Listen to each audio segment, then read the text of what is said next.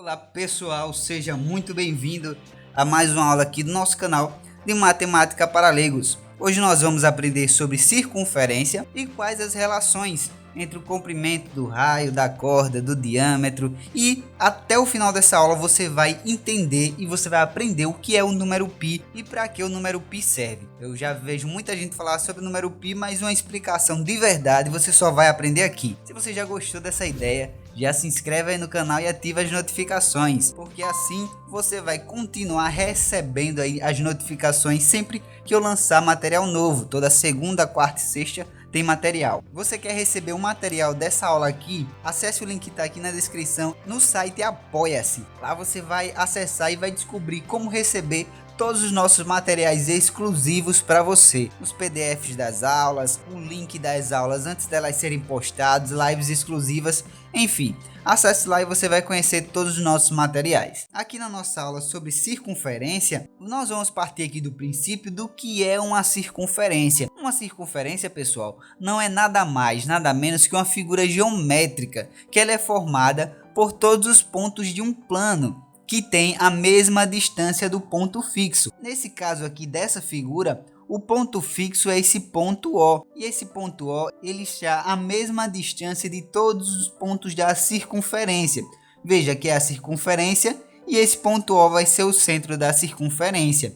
E outro detalhe é que essa distância ela é o comprimento do raio, indicado por R. A partir dessa definição, nós vamos ver aqui algumas relações entre os elementos que constituem a circunferência. Vamos descer aqui. Então, pessoal, o primeiro elemento que nós vamos ver aqui vai ser o raio. E o que é o raio? O raio é esse segmento aqui, pessoal, que está indo do ponto O até o ponto A, que ele une o centro da circunferência com a circunferência. Veja que ele vai aqui do centro até o ponto A. É esse segmento aqui. Agora, a corda é um segmento que ele vai unir dois pontos distintos da circunferência. Veja que existe uma diferença entre a corda e o diâmetro, porque a corda ele está unindo aqui dois pontos distintos. Porém, o diâmetro ele é um segmento de reta que ele passa pelo centro da circunferência. Veja que ele está cortando aqui o nosso ponto O. Ele vai do A até o B e passa pelo centro da circunferência. Nós também podemos dizer que o diâmetro ele é a maior corda da circunferência, porque não existe outra corda com comprimento maior a não ser o diâmetro. Você pode ver que qualquer segmento de reta que nós traçarmos, que ele passe pelo centro, ou seja, que ele passe pelo ponto O, ele pode ser chamado sim de diâmetro. Se ele cortar o ponto O, ele vai ser o diâmetro. Agora, pessoal, nós podemos observar que a medida do diâmetro ela é igual ao dobro da medida do raio. Enquanto o raio ele vai do centro até uma extremidade da circunferência, o diâmetro ele corta a circunferência no meio. Ou seja, ele corta aqui o diâmetro à medida de dois raios. Veja, o primeiro raio que vai de O até, vamos chamar isso aqui de A, e o segundo raio que vai de O até B. Vou colocar aqui um B aqui embaixo. Então, o diâmetro é igual a duas vezes a medida do raio. Pronto, encerramos aqui a nossa primeira parte da aula. Agora vamos entender o que é o número π,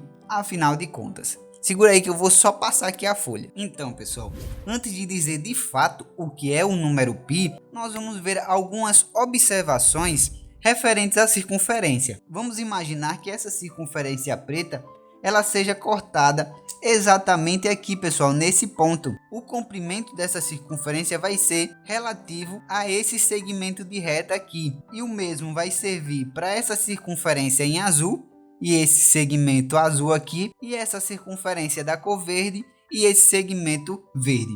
Então, a primeira relação que nós já falamos aqui é que a medida de cada segmento obtido ela representa o comprimento de suas respectivas circunferências. Agora vamos subir aqui porque nós podemos estabelecer uma relação entre a medida do diâmetro e o comprimento da circunferência. E como pode ser essa relação, professor? Vamos lá. No nosso primeiro exemplo, imagine a moeda de R$1.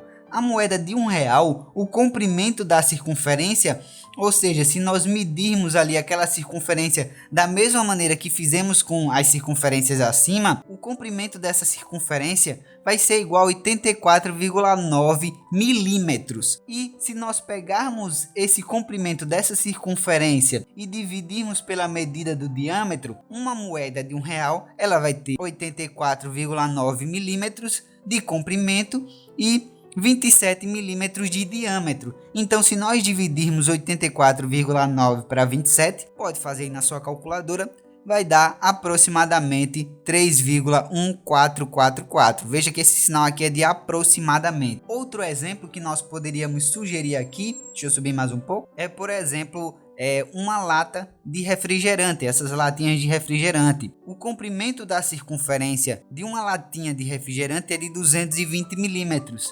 E a medida do diâmetro dessa circunferência é de 70 milímetros. Se nós fizermos a divisão do comprimento pelo diâmetro, vai dar 3,1428, aproximadamente 3,14. Mas professor, o senhor ainda não falou para a gente o que é realmente o número π.